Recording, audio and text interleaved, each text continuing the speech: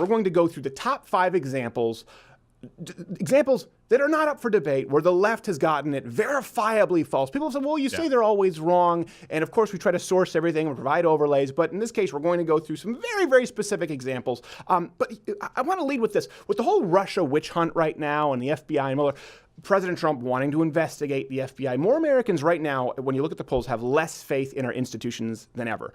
But could that be is that really that bad of a thing?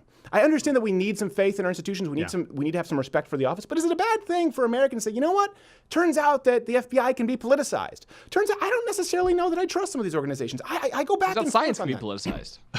I go back and forth on that. I would love to hear your opinions. Also, some other examples, if you think, of the right or the left getting it wrong historically. So recently, this is where the left got it wrong. They said that Trump was not spied on by the Obama administration. They claim the FBI was not spying on Trump. Remember this, everyone? Yeah. You can go look for more sources. We haven't allowed it with Never happened. Never would happen.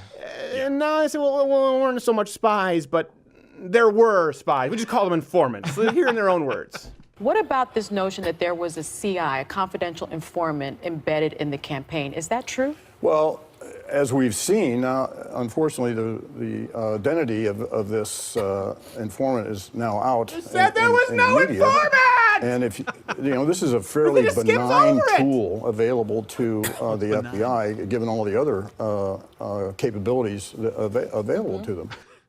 We could have screwed you worse? Is that what he did? This is what I'm talking about. The left never gets called on it. We were just talking about this last week with Venezuela. Because they own all the people who would call on it. When you look at what the informants are not. You said there were no spies. Well, yeah, there were spies, naturally. But if really, no. We don't just get to move on that. Yeah, but it's okay. You're saying President Donald Trump is right. Well, yeah, he's right. But the thing is, no, stop. Stop the words that are making sentences that are coming out of your mouth. And this has happened for a long time. Let me run you through some examples. So let's go top 5. Number 5 is peak oil. My favorite. Remember this? I don't know on how many bumper stickers. Yeah. I don't know on how many signs are there. The term peak oil. So much so that now they don't use that term. People say, what do you mean by peak oil? So since the 1950s, right, the left has repeatedly claimed that we'll reach a point of maximum extraction of oil resources, but this specifically applies to petroleum, but generally they kind of apply it to overall resources, that when it's reached, we're going to reach this terminal decline. Yeah, because they hate oil. As recently as 2010, by the way, Paul Krugman claimed that peak oil has arrived. Oops. Right? You've never seen these kinds of costs at the pump as you do in 2018.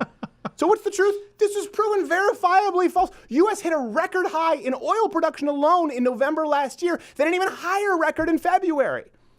We have arguably more access today to natural resource, to gasoline and natural gas than ever in recorded history, and we're finding new ways. Imagine if we'd have enacted the policy that the left claimed we needed. Right? We're not even getting into climate change, just the peak oil. Yeah. Not true. Okay, number 4. I've talked about this, but I think it's pretty important. AIDS. All right? Listen, the left claimed that AIDS was going to turn. They claimed it already was an epidemic. Yeah. Yep. Everybody. Oprah said about AIDS, I think she said this in 1990. Maybe she said it in 1989. She said, AIDS has both sexes running scared. Research studies now predict that 1 in 5. Listen to me. Hard to believe. Yes, Oprah. 1 in 5 heterosexuals will be dead or could be dead from AIDS at the end of the next 3 years. 1 in 5. Believe me. No. Verifiably false. AIDS became the single most research-funded disease ever in modern American history, despite being a statistical non-risk. Money that could have been better spent on, cancer. Or the kid with diabetes that he didn't ask to be born with. Here, you don't want to catch AIDS in the United States? It's not a 1 in 5 stat. If you are not having gay anal sex in a truck stop with complete strangers or using hypodermic needles that you're sharing with other people, guess what? Your statistical chance of getting AIDS in North America is 0%. More money than any disease in modern America. Thanks, Oprah. Number 3. This is a big one. The Star Wars missile defense system. Ooh. This is something that everyone, and you've probably heard this term to the point where you even think that it was Ronald Reagan's term. It's not. Sven Computer is going to educate on us on that a little bit later. Everyone mocked President Reagan and said it would never work. Let's roll some clips. Many American politicians and scientists campaigned against what they saw as Reagan's expensive folly. The heavens are for wonder, not for war. Stop Star Wars. Stop weapons in space. Okay. Reagan's critics said that SDI was hugely expensive and would never work. They were appalled by the deep cuts in welfare programs that would be needed to pay for it. That's what we'll talk about that with Mark Levin later. That's something, you look at Winston Churchill. He was immediately ousted. Yeah. After his the first Thank general you, election, after his bye-bye. life, because thank you for helping protect us. Now we want free crap. Yeah. That's what happens. You're not Well, I gonna do couldn't believe they'd be cutting welfare to protect themselves from the communist Russians. And nuclear missiles. Talk Come about on. not understanding the role of government. Well, here's the truth, right? They mocked the defense system, which Ronald Reagan had. They coined it Star Wars Missile Defense System. The ensuing arms race helped bankrupt the Soviet Union. And the system, by the way, it's used today and works perfectly in Israel. It's used in cities across the globe today. We know that it works, but they use this term Star Wars Missile Defense to make it sound like there was a stupid actor. By the way, at the same time, they were advocating nuclear disarmament. Just so you know, that's not only about the missile defense system. Yeah. They didn't think we should have nukes at all. Do you give us that one? Sven Computer, you were saying about the Star Wars Missile Defense. Yes, so you were trying to find who actually coined that term. Yeah, so Reagan never used the term Star Wars Defense System. He coined it Strategic Defense Initiative. Right. And then an author, beep beep, named Arthur C. Clarke, who wrote science fiction books, apparently used the term in front of Congress, and then all the media latched onto that because they thought it was genius to just call it Star Wars. Never let a good story get in the way of the actual facts. They could probably actually help people, but it's more fun to make fun of somebody and say Star Wars than it is Right. to protect against nuclear. Well, the thing is, this is actually one of those deals where if you try to Google it, all the articles say Ronald Reagan's Star Wars Missile Defense System. Yeah. They all actually attributed it to him because they wanted people to think that he was a dumb actor. A dumb actor who stared down the Soviet Union, by the way, and won. You were wrong about that. You were wrong about the Missile Defense Initiative, and you were wrong about nuclear disarmament. Right? Right. Okay. Number 2. This one's really important. We've talked about it. The Model Cities program. Parentheses, all subsequent government welfare programs designed thereafter. So this is one that is, again, very... Yeah. We don't want to sit here and debate socialism with you on a philosophical level, whether you think it's a moral imperative to share. Okay, we are just going to look at some examples here concretely. Empirical data, some would Yeah. say. Can we admit that the war on poverty in the United States hasn't worked? Nope. It never works. Can we admit that? Yeah. It hasn't worked statistically. The Model Cities program, right? If we look back at Lyndon Johnson, Detroit was one of the model cities. They took a city that was the wealthiest city in the country and said, "Now we're going to put in some welfare incentives. We're going to piggyback off of the success of Detroit and claim credit for it." And there goes Detroit. Wow. Oh, well, that sucked. Blame the Republicans. The welfare state destroyed families. It incentivized single motherhood. Since launching the war on poverty, out of wedlock births have skyrocketed. Poverty has been nearly completely unaffected. It's one of the war on poverty, the Model Cities program. This is one they said this was going to solve the problem. And of course, if you look at it, not only did Model Cities not solve the problem, but then you look at other programs. Well, this is going to solve the problem. And then you end up putting Band-Aids on top of the tourniquet that you initially put on there when you couldn't fix the wound. I get the spirit of it. Yeah. You don't want war. Well, neither do we. I get the spirit of it. You don't want poverty. Well, neither do we. Yeah. The difference is, historically, you were wrong.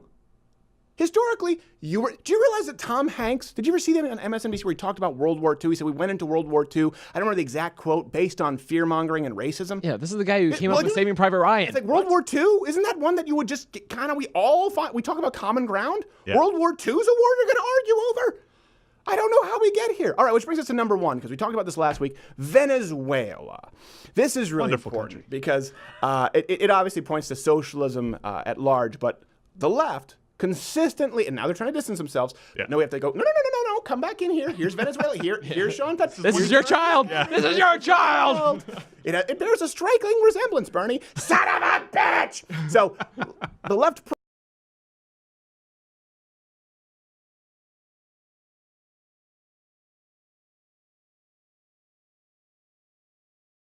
population living in near misery. And finally, there's a government that's actually doing something for them. You're the most brilliant American thinker, Noam His Chomsky. policies happen to be, it's felt by the population that they've got the first government in the history of the country that's actually doing something for them. And everybody was totally convinced that Castro was the worst guy in the world, that all the Cuban people were going to rise up in rebellion against Fidel Castro. They had forgot that he educated their kids, gave them health care, totally transformed the society. You know, it's funny, sometimes American journalists talk about how bad a country is because people are lining up for food. That's a good thing. Disagree. But this is one of those things where, again, they just and they move on to the next thing. Well, they didn't do socialism properly. He was praising Castro. And by the way, that's not that. You can also find Michael Moore claiming that Cuba's healthcare system was better than the United States as recently as Sicko. And I remember because the Canadian press, Because of a poll. because of a poll, the Canadian press praised it. So now, only now are they trying to distance themselves. Here's something else that's really telling to me when you look at that. He says, he forgets that Castro gave them health care. Oh, what does that mean about Bernie? Okay, listen, Bernie bros, you love him, you think, socialism would work in the United States. What does that tell you about Bernie? It tells you that Bernie believes Castro has the authority to grant you health care, which means he has the authority to take away your rights, to take away the rights from private companies. Look at what happened in Venezuela. You saw John Oliver praising the fact that Chavez took control over the banks and they decided to fire executives. They cheered for it. That should tell you if Bernie Sanders is ever elected to office, he believes that he can grant you rights like free healthcare, like free internet, like free insert whatever it is you want here. And he also believes that he will have the authority to take those away. That is bone-chillingly scary. Spoiler alert, everyone's starving in Venezuela, okay? Exactly. It looks like the Karate Kid bullies in their skeleton costumes. It is an absolute horror show in Venezuela. Everybody now acknowledges that it sucks. And I think that we can all agree that Cuba didn't do so well under Castro for a while. Did Bernie Sanders come out and apologize? No. For Cuba, let alone Venezuela, did Sean Penn come out and say, ooh, wow, you know what? I was wrong. Maybe he's not the most beautiful human being alive. Lord. They never get called on it. Joe Biden makes up stories about meeting people that he's never met in places that don't even exist.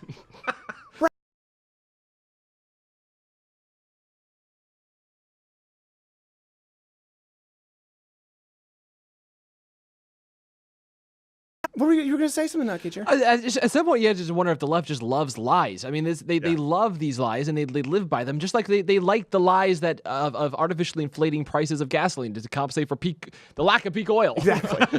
Yeah.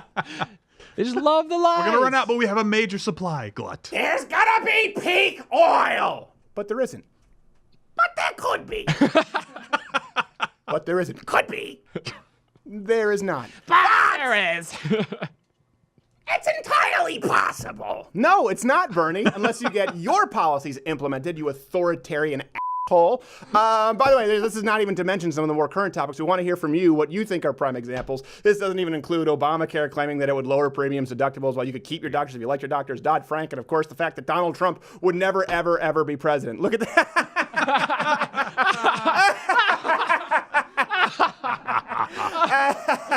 We've turned the tables on Al Gore and used the internet to our advantage. If you like this video, subscribe by hitting the subscribe button or the notification bell next to it, because subscribing isn't enough. Watch one of these other videos and, listen, you can stick around.